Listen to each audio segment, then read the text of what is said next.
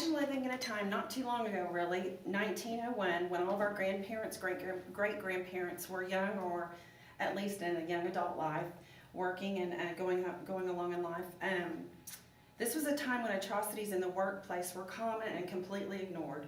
One tragic day that I'm going to tell you about was called the Triangle Shirtwaist Factory Fire. If you don't know about it, what happened that day was 146 women, minority workers, and children were killed in a factory fire that could have been avoided.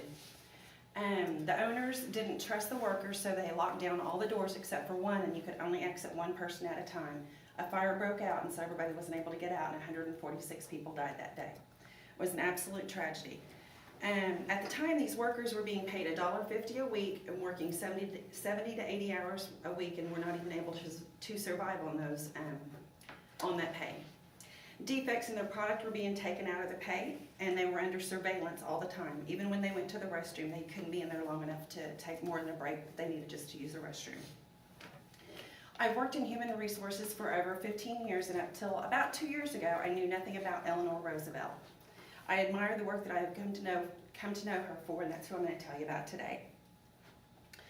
Eleanor Roosevelt set the stage for human rights in the workplace, and today I'm going to discuss how her early events in her life may have shaped her passion for fair treatment of others, how controversy in her private and public life actually fueled her tenacity towards that passion, and how the works of Eleanor Roosevelt paved the way for the human resources and civil workplace rights we know today. Eleanor Roosevelt was a pioneer in human and civil rights, leading our nation in international relations toward a path of respecting rights for each other.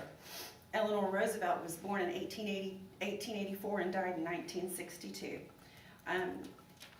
The factory fire, I forgot to tell you, was from a biography written by Adelia. It's on my other notes. It's fine. Back there. It was actually written from a biography of a lady that worked for the factory when she was 8 years old, and I do not remember her name.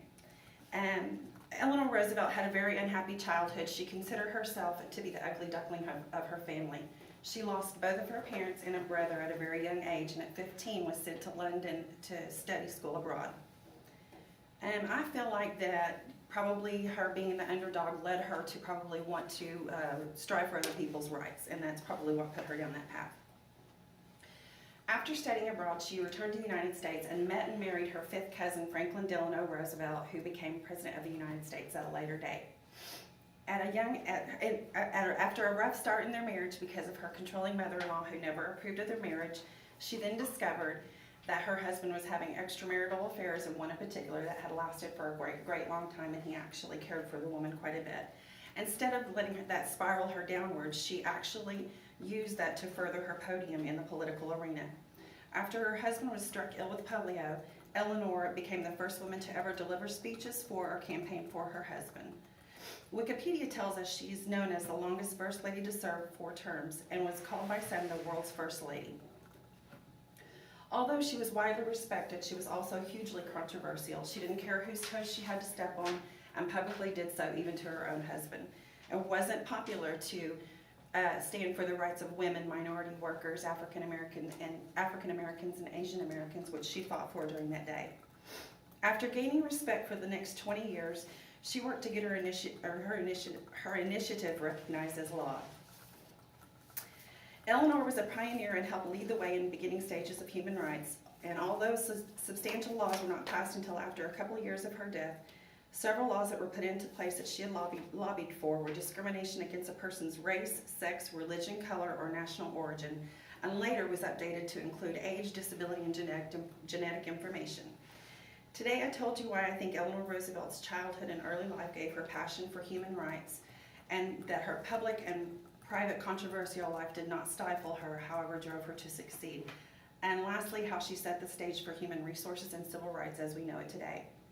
I've informed you about Eleanor Roosevelt and why I admire her work, and I look at her as a role model.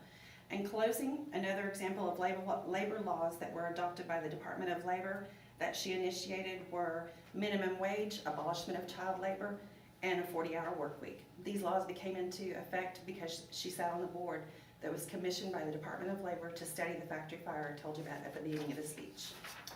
And as a closing, I'll just leave you with a quote that she told us, which is, "Nobody can make you feel inferior unless you give them permission to do so."